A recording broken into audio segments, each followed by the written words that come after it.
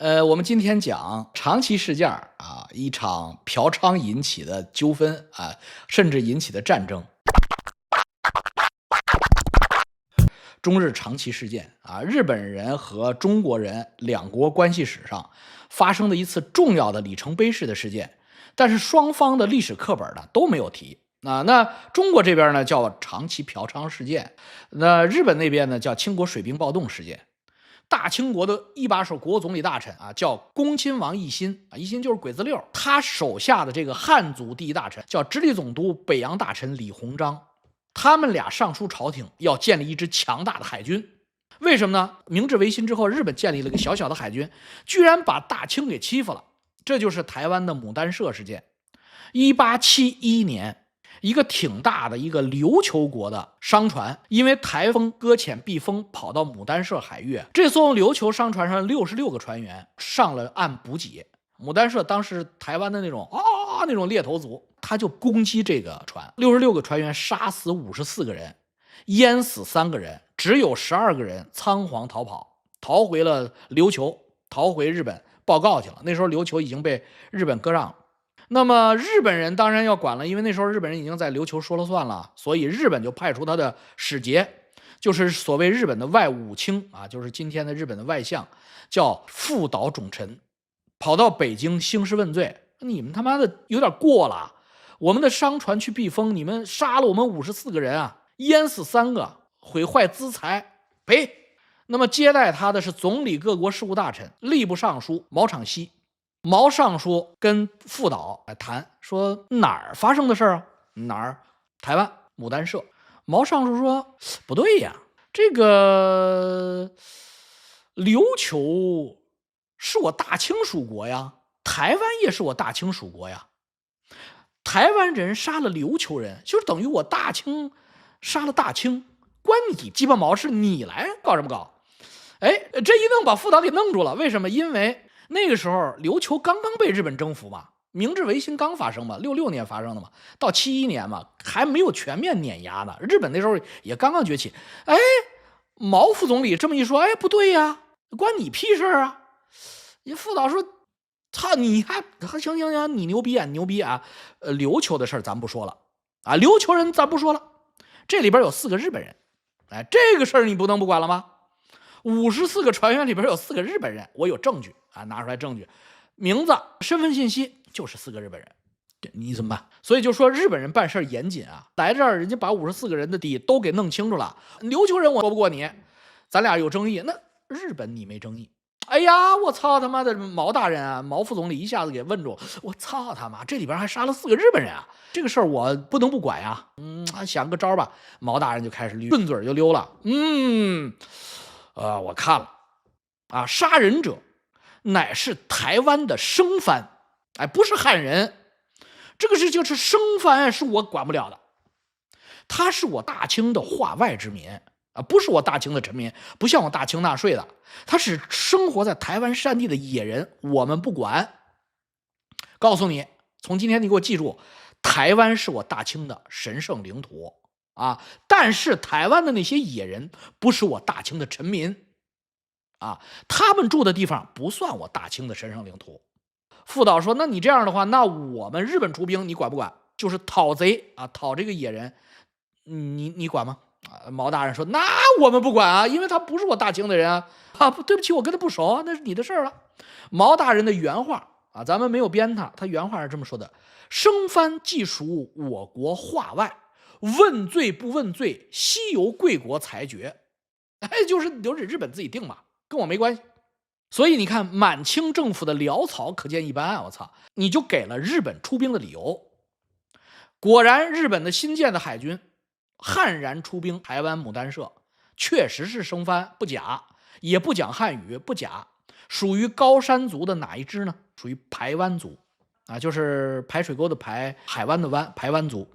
1874年5月，日本陸軍中將西鄉從道開着三菱公司生產的船，動力鐵甲船，帶着大炮，載着3600名新編練的日軍士兵，帶着日本新學會的洋槍技術。1874年，剛剛明治維新第8年，從台灣的廊橋灣登陸，直殺牡丹社，大開殺戒，屠了整個村，把附近排灣族的相關部落房子都燒掉，把原住民殺的殺，趕的趕，有幸活下來的逃进了山裡避難。然後呢，日本人啊就在这个地方牡丹社安營紮寨，下錨建港，不走了。哎，你看日本人不走了，那这时候大清就意識到問題來了，他報完仇不就得了嗎？人也殺了，房也燒了，你行了，扯平了，你走吧。不走了，不走怎麼辦？那台灣是我的神聖領土啊。於是李鴻章派了一支6500人的淮軍啊，能打的軍隊去台灣，準備把這些日軍攆到海裡去。結果淮軍千里迢迢到了牡丹社，日軍駐地一看，日軍的武器、船、炮都比淮軍的好，打不過。於是呢，雙方對峙。清政府這時候就跟日本人談判，說現在你們也滅了牡丹社了，人你們也都殺光了，仇你們也報完了，你們現在可以走了。日本人說不對呀，那我殺完了他們之後，我們這個軍費誰付啊？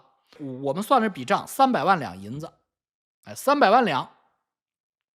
大清國說：“我操你媽呀，300萬兩，你幹啥？你搶？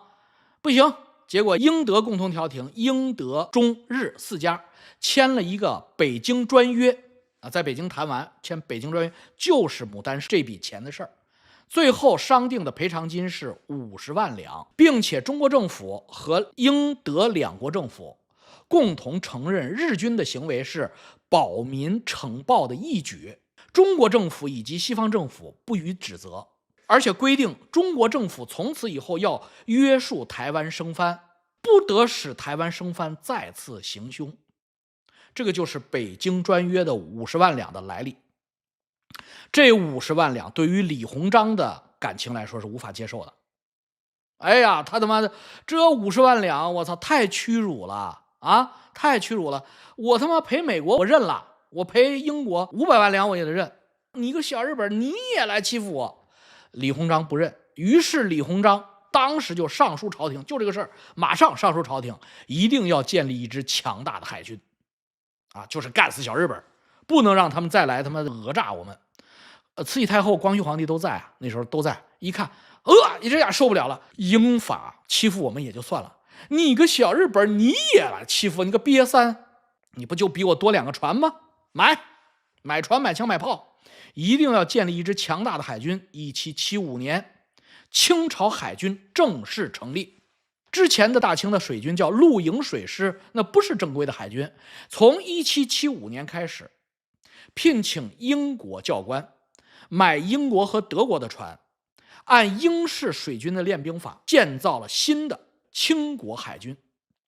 從德國買的當時最先進的2艘鐵甲艦鎮遠號和定遠號，標準排水量多大呢？7335噸，滿載排水量7670噸，裝備305毫米30厘米口徑啊，305毫米的克魯伯主炮4門，150毫米的副炮2門，還有幾門小的速射炮。大家知道7670噸的船啊，在當年鐵甲艦那就是稱霸亞洲，毫無疑問。加上人員培訓，從英國和德國訂船啊，又從英國訂了幾艘船，買子彈、買炮彈，一共花了1300萬兩銀子，真是下了大本。10年以後，1885年11月，懸掛海軍黃龍旗的定遠艦和鎮遠艦駛進大沽口，北洋水師正式建立，啊，操練了10年。同一時間的日本海軍的主力艦也是2艘鐵甲艦啊，一艘叫扶桑號福索，一艘叫東號阿祖瑪，那是美國造的啊。4艘巡洋艦跟北洋水師這個水平差不多，但是呢小而且舊啊。那個時候的海軍啊，每隔3到5年它就會迭代一代，所以日本海軍是1860幾年末買的船，清國海軍是1870幾年末，所以誰後買誰的船就牛逼。日本的主力艦扶桑號和東號就落後了。你別看它也是新船，不到10年，它也新，但是它落後3000噸，小得多，而且裝甲也薄，火力也弱，所以北洋水師就攆着扶桑和東號羞辱他們，他們倆沒辦法，只能躲。所以李鴻章心裡老爽了，哈哈，從來都是別人攆我們，哈哈，今天我可以攆日本，日本的海軍見了北洋的海軍就跑。水師提督叫丁汝昌，沒事他就在黃海、日本海、朝鮮半島附近繞，見着日本船就撵，時不時呢就拿炮口对着大陸威脅他們一下。就這麼轉了1年，該保養了啊！1887年7月該保養了。李鴻章、丁汝昌商量，咱們去哪兒保養啊？咱們是去香港保養還是去長崎保養啊？咱们旅顺這沒建好呢，這船塢。李鴻章大筆一揮，咱們去長崎。為什麼？嚇唬嚇唬他，讓他們看看我們的肌肉，哈哈，就去了長崎。然後呢，定远號先進船塢，8月12日進去，其他船一個一個在外邊等着啊，出了一個等一個，出了一個等一個。然後8月13號，哈哈，水兵們嫖娼去了。長崎那條妓院街叫丸山遊廊，是全日本著名的3大妓院街之一啊，紅燈區啊。然後這裡邊就是遊樂亭啊，5個水兵去遊樂亭訂妓女，客滿了沒有？沒有，你們來晚了啊！這個大清的水兵太能幹了，我操！我老板跟這5個中國水手啊約好，說你們1個點以後來啊，1個小時以後8點到，我保證妞都給你们備好5個。8點不到，那5個哥們還沒來的時候啊，又有4個哥們也是中國水兵，他們先來了，不好意思啊，客滿了，所有的姑娘都訂出去了啊，不好意思，改日再來吧。這4個中國水兵一看，不對呀，這5個大姑娘這不就在台上坐着等客呢嗎？你呀憑什麼不接待我呀？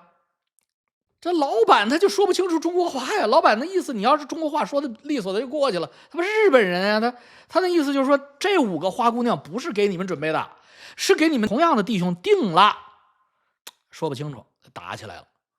我操，怎麼着這4個人就不幹了，這哥4個不幹了，怎麼着瞧不起我們这砸啊？这个基本上帶頭這貨啊叫王發，天津人。我操，這個天津的王發自己見過世面，我操不行，他媽的顧客是上帝，我砸了你！完了，幹起來了。這時候那5個清國水兵也來了，因為這時間差不多，那頭一早有5個清國水兵來了。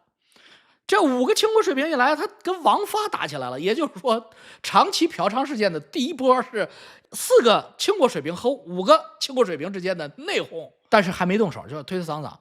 中村太君一看，我操，有點亂，要砸我妓院啊！噔噔噔噔噔噔，跑隔壁派出所，都是警察罩着的。派出所警察一看，他們在我地方，警察就帶着刀去了，把王發他們幾個帶頭鬧事的啊，拳打腳踢趕走了，也沒幹別的。王發就是天津人，王發就不幹了，媽的，覺得受委屈了。到晚上9點半，當地軍港有一個規定，就是外國水兵上岸不能帶家伙。王發他們有錢呀，你想他們都嫖娼嫖得起，就帶着哥幾個啊，去隔壁那個日本武器店、兵器店，買了幾把日本大刀，就直接奔那個日本警察局去了，就是派出所去了。我操，剛才他們打我來着。然後買上刀，這幾個哥們也沒回船上，就直接奔了這個丸山派出所啊，踏平丸山派出所了，真踏平了。一進門就看到了當班警察，叫黑川小四郎。黑川小四郎就是剛出去把他王發攆走的那位黑川小四郎。我操，仇人相見，分外眼紅啊！操，王發剛才吃虧了，一個是人少，二一個王發手裡沒刀，黑川小四郎手裡有刀，王發買了個更大的刀，他媽幹死你！你個警察，我的臭警察，上去就砍，完了黑川小四郎腦袋上挨了2刀，拿手一擋，手上又挨了1刀，黑川小四郎立馬躺地裝死。然後王發他們一看，哎呀，占了便宜，扭身就跑，路不熟，跑到死胡同，後邊跟着一堆警察啊，就把他們給抓住了，審了他們2個小時。日本的警察沒毛病啊，沒毛病，抓住了這些暴力鬧事的中國水兵王發他們，扭送到了中國長崎領事館，這沒毛病吧？你找你領事館，有領事裁判權嗎？這是符合外交慣例的。駐長崎的總領事叫蔡軒啊，氣宇軒昂的軒啊，蔡軒，他跟長崎縣知事是很熟的，一看這個事兒不得了，馬上溝通，溝通了以後，雙方啊共同認定不能鬧大啊，是偶然事件、突發事件，於是雙方約定各自教育自己的警察和水兵，雙方互有損傷，所以不再對對方進行任何追究。第2天這事兒就過去了。丁汝昌也怕再出事兒，就沒讓士兵下船。到了第3天是星期天，15號，又憋了1天，水兵们實在憋不住了，說大帥能不能放我們下去，保證不鬧事兒啊？事實證明丁汝昌戰敗是有原因，丁汝昌治軍不嚴。丁汝昌一看2天沒鬧事兒，於是他又放了假，他給200多水兵放了假，可以上岸嫖娼了。啊，這200還是他認為比較老實的200啊！下午1點，清朝水兵如出籠的小鳥上岸嫖娼去了，又開始嫖。完山派出所的警察還在那兒恨着水兵們又來了，又他媽大聲喧嘩惹事兒，就又打起來了。於是啊，又是8點，這200水兵和警察仇人相見，分外眼紅啊，各自吹起集合哨啊，水兵有集合哨，一下子聚集起來，開始暴打警察。水兵人多呀，200多人啊，當場就打死了2個啊，就用拳頭就幹死了2個，一個叫福本富三郎啊，當場打死；另一個叫喜多村香，被打成重傷啊，逃到隔壁一個餐館，結果苟到第2天也掛了。然後第3個叫黑田雲章啊，黑田雲章走得快，我操，祭出一個空間壓縮符，我操，趁亂跑了，跑得很快，犯了錯誤啊。就是清国水兵不應該把黑田雲章啊這個腳力好的給放走。黑田雲章跑到警察局就叫人，我操，大批警察來援，都帶着家伙來的。雙方一場惡戰，警察有刀啊，水兵啊没帶武器，還是老規矩沒帶武器。但是水兵從路邊能撿到石頭和板磚，還有棍子，於是打成一團。有路見不平的日本人民群眾啊，就是日本老百姓啊，也加入戰團啊，雙方進行了這個所謂的大規模的械鬥。其結果啊，清兵打輸了，因為他沒刀嘛，5死5失蹤，44受傷。日本警察2死19傷，市民啊，就日本老百姓啊，受傷多人沒法數，因為都是沒有組織了。丁汝昌着急了，丁汝昌就把他們那幾艘軍艦開入港口啊，退下炮衣，炮口對準長崎市區，準備開炮。我操，丁汝昌牛逼了一回啊！這下把日本人嚇尿了，因為日本當時就是扶桑號和東號，就沒有辦法打，確實打不過清朝，慫了。雙方緊急談判，簽署不平等條約，叫了結其案章約。協議規定，各自賠償對方傷亡，打死的中國軍官和日本警官啊，就是有官銜的，每人6000元大洋；中國士兵和日軍普通警察，就是士兵級別的，每人4500元大洋。不少啊，4500元大洋啊！中國人的人命從來沒有那麼值錢過，和日本人一樣值錢過啊！這是第一次啊，一個基本上也最後一次。受重傷的清國水兵和日本警察每人2500元大洋啊（括弧大洋等於日元啊），那個時候都是銀制的，大小是一樣，成色也一樣。那麼中國水兵在日本住醫院啊，縫針吊瓶的掛水的費用是2400日元啊，2400大洋，也就是由日方全部承擔。因為中國人是死得多傷得多嘛，日本向中國支付了52500日元，而中國向日本支付了15500日元啊，也就是說里外里日本賠了中國3万多。那麼雙方打人行凶各自由本國處理。日本人呢，對帶頭挑事的幾個日本警察真的是判了實刑。那麼清國水兵也在這裡邊鬧事了，鬧事怎麼辦呢？有治外法權啊，日本無權管理，所以呢，打人的中國水兵回國以後就不了了之了。從此日本人就受到了屈辱啊，喪權辱國，埋下了仇恨的種子。這一場長崎嫖娼事件，日本被丁汝昌的大炮嚇尿了的長崎賠款，成為日後日本報復中國在海軍上一定要超過中國的導火索。你也可以說它直接構成了甲午海戰的戰果。其實在這個打鬥的過程中還發生了一件特別丟人的事兒，就是有一個清國水兵隨身攜帶着一個密碼本啊，電報兵啊，他媽的他把一密碼本給帶上岸嫖娼去了。在這種混戰中嘛，丟了。海軍部一看，這是一本漢語字典，立刻明白這是一本漢語電報密碼字典。所以日本人很容易就能真聽你的通信，一直到甲午海戰這個事兒還都有影響。好了，所以呢，天皇因為這個是長崎嫖娼事件受到了屈辱啊，明白了落後就挨打，有一支強大的海軍才能保護日本人民的尊嚴。於是天皇啊帶頭發出號召，一定要建立一支強大的海軍。天皇為此改成一天只吃2頓飯天皇有一個小金庫，有30萬日元，就30萬大洋，捐給海軍買最新的船，一定要打敗定遠號。日本的內閣大臣每人捐款10萬日元，當時的一個日元就是一個銀元嘛，我跟大家講過嘛。當時天皇和內閣大臣的這種行為感動了全國人民，包括日本的乞丐和妓女都要給海軍部捐錢買船。日本有一部電影叫《望鄉》，是笠原小卷女士主演的，講述的是那個時代的窮苦的日本女人下南洋賣淫的故事。80年代曾經在中國風靡一時，當時的中國人民都覺得日本人民也太慘了。其實笠原小卷飾演的這個望鄉的日本妓女，在賣淫的過程中出口換匯的錢都匯回了祖國，其中很大一部分都捐款給海軍買军舰去了。日本人卧薪嘗膽不用太久，因為中國人也不难追呀，中國人就那麼一点船嘛，1300万两白银，也就2000万日元的船钱吧，所以日本人很容易就追上了2000万了。所以日本人不但追上2000万，日本人还给翻了翻，干了4000万，所以日本人就買了更好的船。到了1890年，就是嫖娼事件之後4年，日本終于新買的鐵甲艦歸隊了，入役了。從1890年那一天起，日本強大的帝國海軍聯合艦隊終於建成了，4年，就這麼快迭代啊，就跟現在 AI 似的。核心戰鬥力，1890年就是嫖娼之後4年，日本人勒緊褲腰帶買了船之後的對比，北洋水師總噸位3.4萬噸，日本聯合艦隊4萬噸，反超了。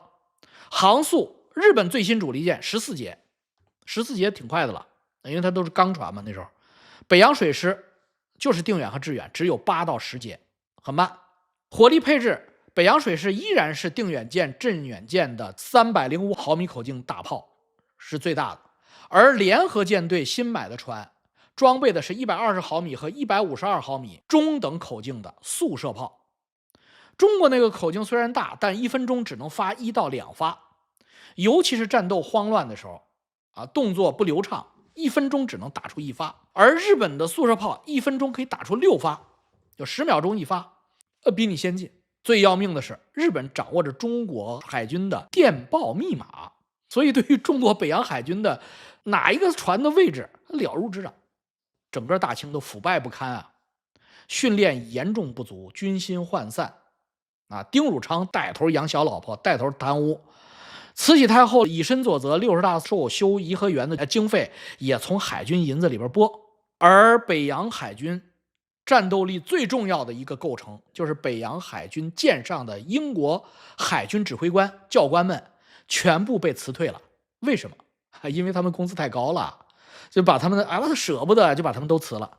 辭了以後呢，短短4年之後，1894年，game over 了。中日甲午海戰爆發，北洋水師全軍覆没，不足為奇。但是你看看，4年之前日本海軍反超你，再4年之前你在長崎拉下炮衣來嫖娼事件羞辱日本人，所以這個是構成了一個連環你在研究歷史的過程中，你就要研究歷史的這些隱藏的環節，否則的話你解釋不清。你總不能說看着看着歷史忽然就蹦出來了一个強大日本海軍，為什麼？所以日本海軍怎麼之前它就不強大？忽然我們的歷史書上說日本天皇帶頭不吃飯買船，他受誰刺激了？不好意思不提啊。所以一定要把這些抹掉的環節給它補上，你得到的歷史就是一個生動而真實的歷史。